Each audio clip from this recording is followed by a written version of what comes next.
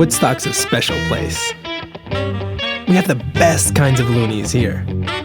Very few droolers, zombies, screamers, or regressive types. No. Mostly, it's fascinating, intelligent people who became so obsessed with some idea to the point that they stopped giving a fuck about anything else, including and especially social acceptance.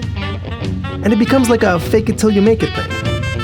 You start out sane, just not giving a fuck, but so many hours and days and weeks and months of not giving a fuck and thinking and doing the things that someone who doesn't give a fuck would think and do actually changes your brain chemistry.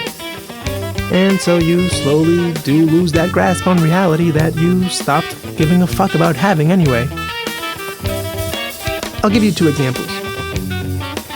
There's this guy in his early 30s, hasn't been in long, whom everyone calls Beef. Beef's nickname was coined by another guy, whose nickname I'm proud to say I coined when I got in. Clint.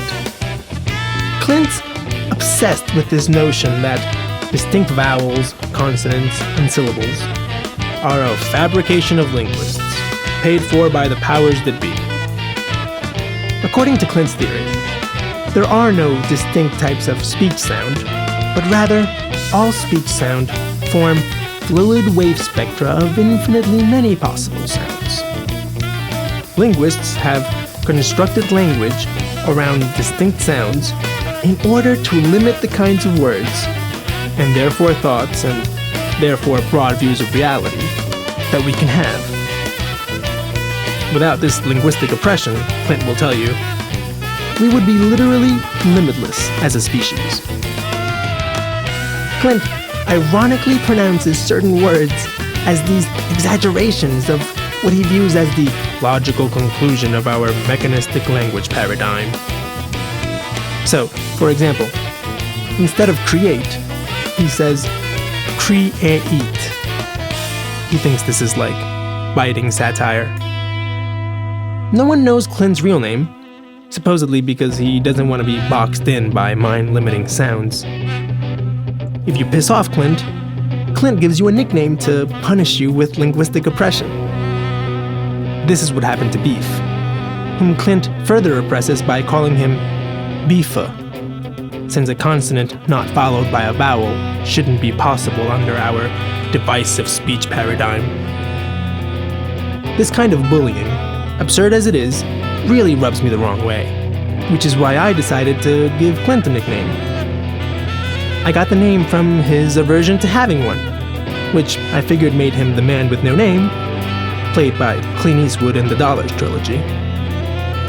On the surface, it's perfectly innocent. It's praiseful, even.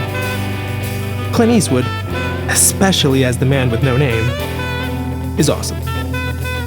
But it's offensive to Clint merely by virtue of being a name. Ever since I christened him, Clint's got it in for me. But all he's done about it is call me Joe, as in Joe Pesci, because I'm a wise guy. Joe hasn't stuck with the rest of the patients.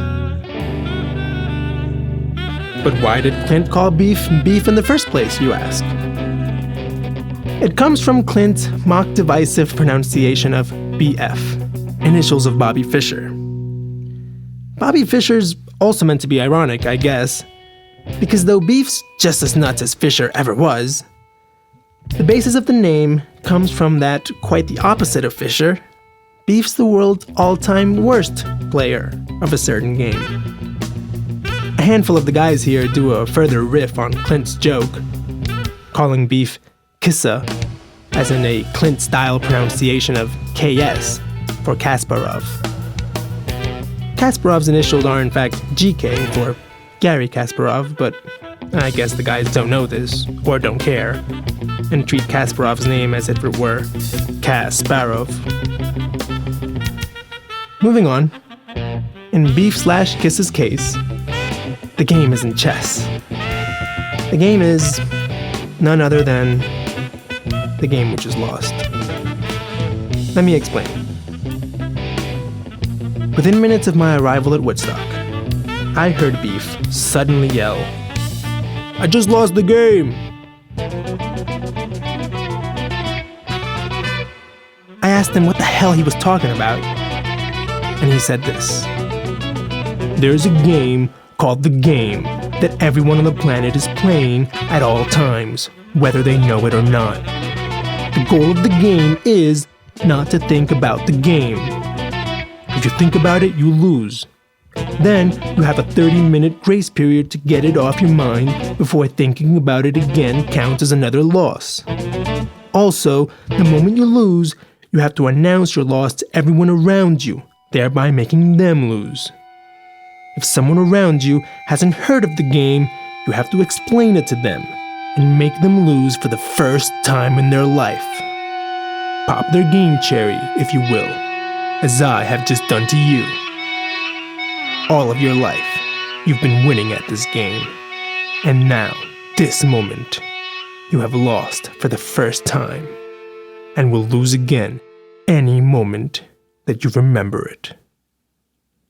Welcome to the game.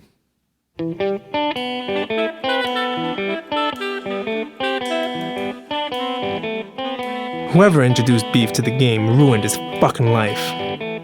Beef took the game very seriously and always announced his loss. Beef's apparently once existing loved ones obviously got annoyed and complained to him, so he decided to stop losing. As is often the case with trying not to think about something, he just thought about it more, making him and everyone around him more frustrated, making him think about it even more. Every time something reminds Beef of the game, he tries not to think about that thing either, and so ends up thinking about that thing more too. He's gotten to the point where he's got thousands of things constantly coming to mind, all of which remind him, in surprisingly specific ways, of the game. He scatters about from person to person, begging to be distracted. He adheres strictly to the 30-minute window, and he's developed an internal clock, so that 29 minutes after losing the game, he remembers to look at the clock and realizes he's got a minute to get it out of his mind. At this point, he avoids the clock obsessively, which only keeps his attention to it, so that at exactly 30 minutes, he sees the second hand cross its threshold, and he announces, I just lost the game. Every day, depending on what time he wakes up, which is another way of saying what time he first loses the game, he becomes an alarm bell, set on 30-minute repeat. So say like today, he woke up at 9:17. So at 9:47, at 10:17, at 10:47, etc. The whole day, every half hour, on the second, he announces his loss. If you grant that the 30-minute window is a kind of lost time, like sleep, not to be counted when tallying game losses, then Beef's been losing the game continuously, without a break of even a second, for months.